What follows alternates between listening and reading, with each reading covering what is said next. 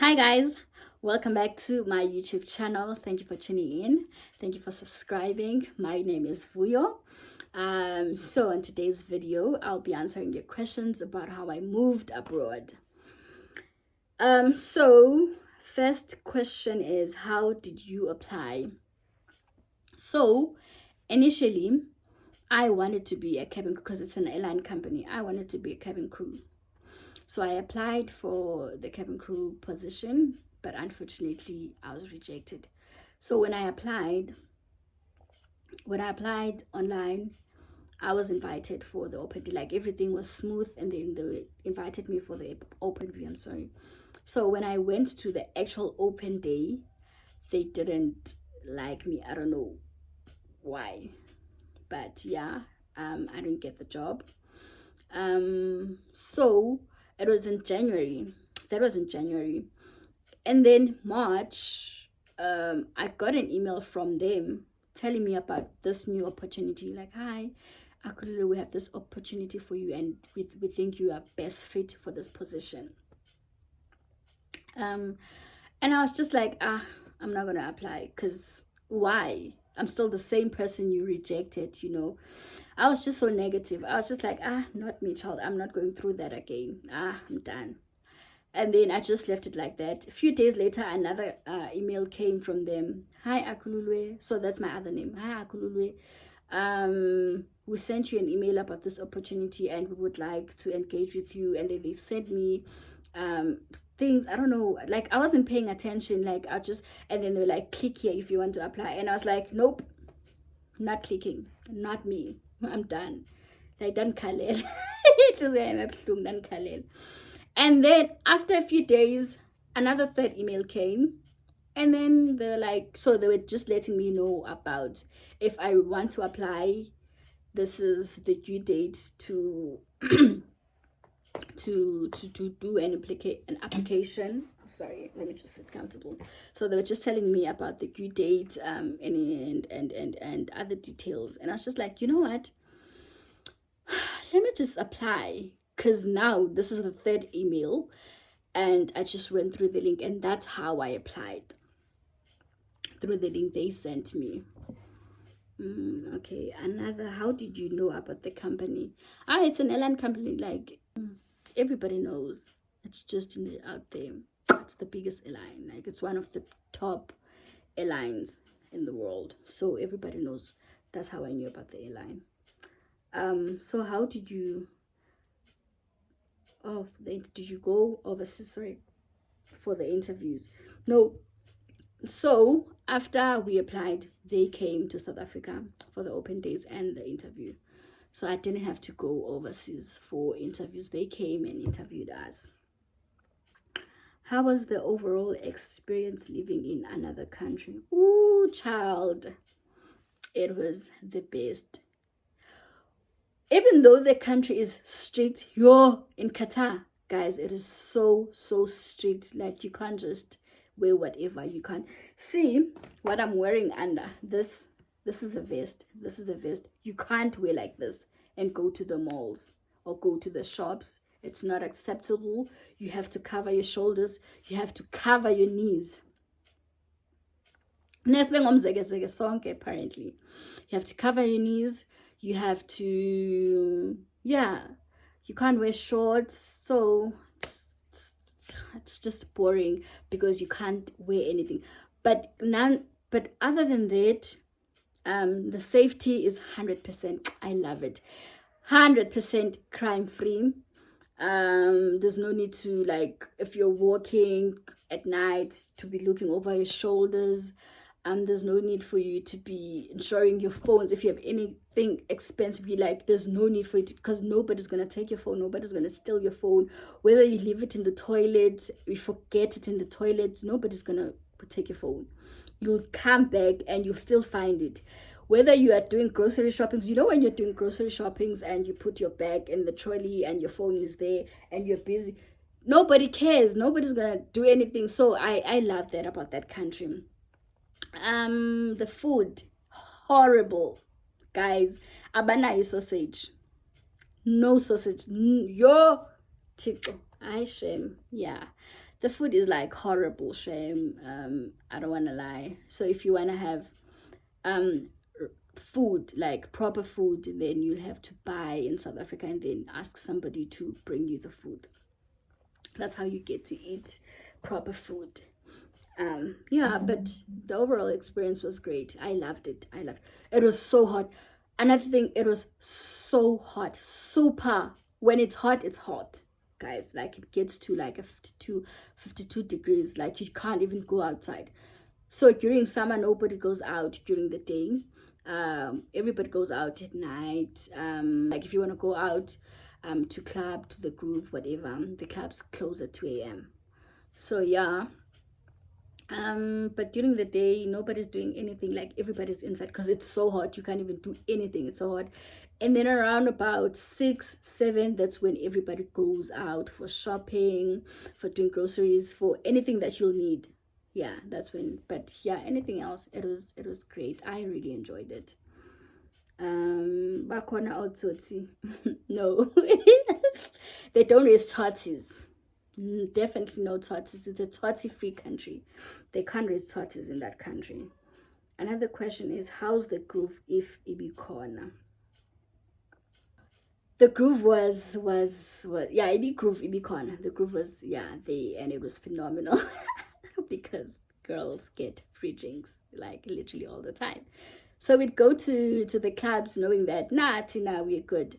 So happy hour for girls, free drinks. So you get around about 4 drinks or 3, depending on the place. It depends on which place you go to. So free drinks, and then when the happy hour ends, that's when you actually buy your own drinks. But you'd get a coupon.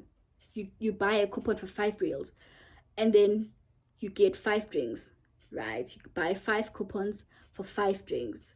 And literally, guys, it's not like I bazogropa and give you like a drink. No, it's proper. If you want a glass of wine, you can have it.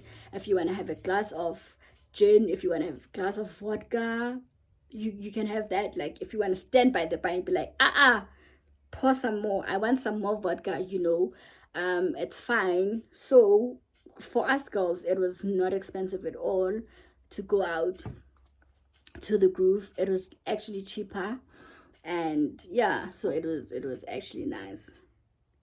But another thing, we had a curfew, 12 a.m. curfew. So you'd get to the club around 9, and then 11 you're leaving. So yeah, you're drunk from the 5 drinks. So, but the clubs close at 2 o'clock. So if you want an extension, you can apply for an extension. If you feel like, no, I want to go out with my friends and have a blast night up until 2 a.m., you just apply for an extension up until 2 a.m. Anyway, that's when the club closes. So you'll go home straight after that. Another question. Did you use any agency to get the job? No, I didn't. Like I said, they emailed me. So also, what are the requirements for the job? So I think the requirements for the job the minimum requirement was fluent English. The other requirements was grade 12. Also, it's an advantage for you if you have a diploma or a degree. Other requirements were, what were the other requirements? I forgot. There's a minimum age. I forgot whether it's 20 years of age. I think it's 20 years. You have to at least be above 20 and above. I think that's the requirement. No scars. But they don't write the no scars and no tattoos in the requirement box. They just write the minimum requirements, grade 12. But just know that it's a big no. It's a no from them. You say no from them, they're not taking you, and then they'll email you weeks after, telling you that they regret. It's a regret. So yeah, they reject you. So the second day is, so that's the first day, and then the second day, that's when the actual interviews take place, and then that's when I declared my scars, because the first day was just a meet and greet. Second day was when we were doing the actual things, writing tests, having group discussions. They say it's group, but it's not really groups, you guys. And then that is one-on-one. So on my one-on-one, so each and every stage, you need to go through, you need to pass and go through every stage. So if you pass the test, you go through the second stage, which is the groups. If they like you on the groups, you go through the last stage, which is the one-on-one interviews. If you pass the one-on-one interviews and they're like really impressed with you, then that's when they actually write you an email then telling you, so please do this and this and this and this and this. You do your medicals, you do everything, send, and then you get your date for departure. So that's when I declared my scar on the very last interview, because I totally forgot about, guys. I swear, I forgot about it. And then the last interview, that's when I declared. I was like, actually, guys, I forgot I have a scar, and they asked to see it, and I showed it to them, and they're actually okay with it. It was like, yeah, it's fine. You know. Also, if you have a tattoo, it's best you declare it, and then they'll take a decision whether we want you. Because my joining champion had a tattoo on both, on I think here and here. Yeah, had a tattoo, and then he had to cover up with a ring. They asked him to actually cover up because they don't want people with tattoos. So yeah, that's basically the requirements in a nutshell. Just be yourself. Another thing, just be yourself. Because there's girls, when you get there, you're like, this one, definitely. They definitely taking this one. They have the attire checks, the face beautiful, the makeup beautiful. Everything is just check. Don't try and be like her. Be you. That's what they want. Because if you want to be like her and they actually love her, and then they'll be like, no, we already have a person like this one, so why do we need another person? So they just want different people, different personalities. That's why each and every stage they explain, so this stage is about this and this and this. So we want to see different personalities. We want to see if you can speak properly. We want to see if you can speak under pressure. Other challenges about you just speaking, like the group thingy was about, there was a screen right behind you, so anything, they told you that anything will pop up, whether it's a picture, a name, whatever sent, you just need to say as much as you can about that thing. So you have no idea what's gonna pop up. It could pop up, like a dog could pop up, so they give you 1 minute to say that, and to say everything you need to say about it. So they're just checking if you can speak well under pressure. Are you able to think? You need to think fast. So that's what they're looking for. People who can think fast. Can you speak well? Can we hear what you're saying? Can we understand what we're saying? Because you'd be dealing with customers from different countries.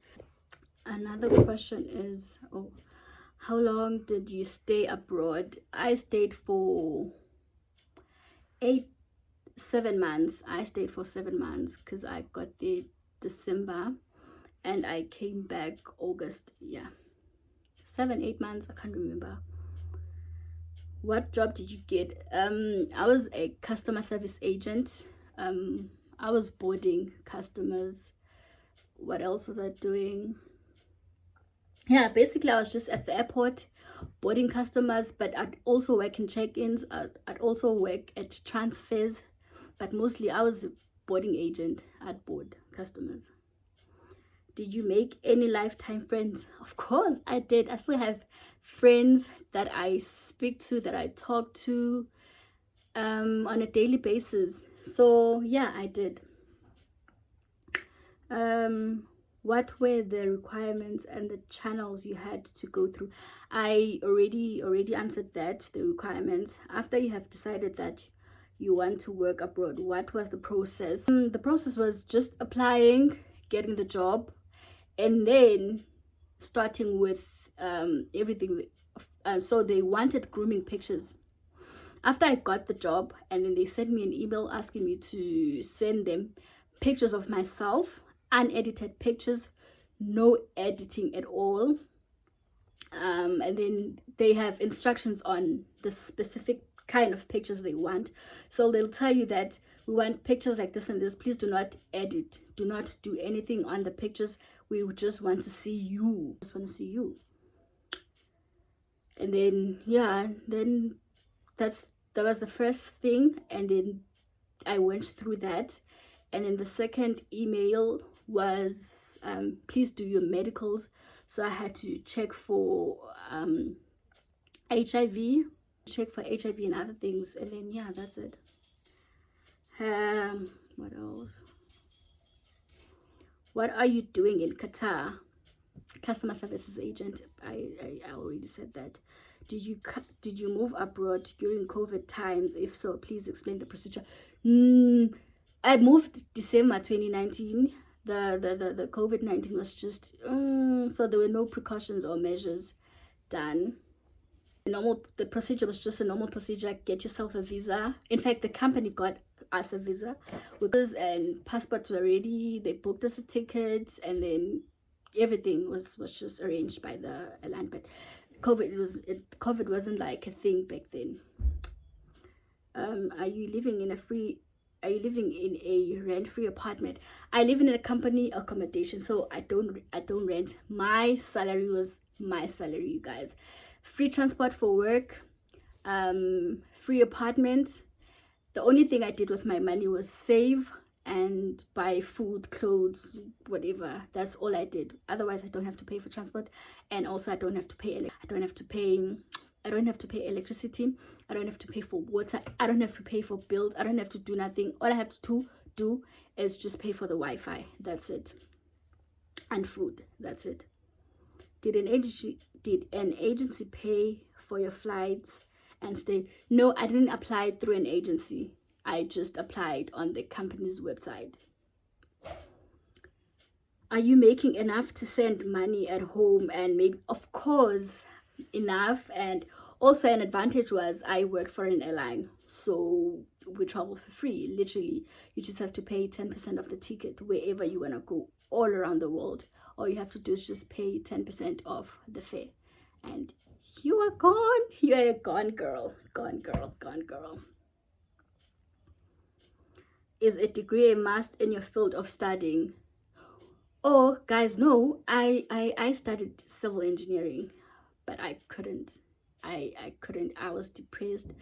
I practiced for maybe 2 years, but I was just like, this is not my thing. That's why I had to. I tried other things, and then I applied Qatar Airways, and then I got the job, and I actually loved it with all my heart. Like loved it. I think customer services is my thing, because there was not a day where I was like, oh, I had to, like, I was so excited. I think that's my calling. Actually, I actually loved it. Sorry. Are you teaching in Qatar? No, I'm not teaching. Work as a customer service agent, boarding customers and stuff. How did you deal with being away from your family? For me, being away from my family is not a thing, girl. I didn't care. I actually didn't care. I just called them when I could, because we work long hours. The timing is just like confusing. So whenever I had a day shift, then we would talk. Maybe a night shift, and then in the morning would talk before I sleep, but I'd sleep the whole day and then wake up and then get ready for work, and then but it didn't affect me. Like, I was living my best life. Like, I was that girl, so it didn't actually bother me. Can I have your WhatsApp number? No, you can't. Sorry. Anyway, you guys, thank you for the questions. Thank you for watching. Please subscribe, please like, and please comment down below. Bye bye.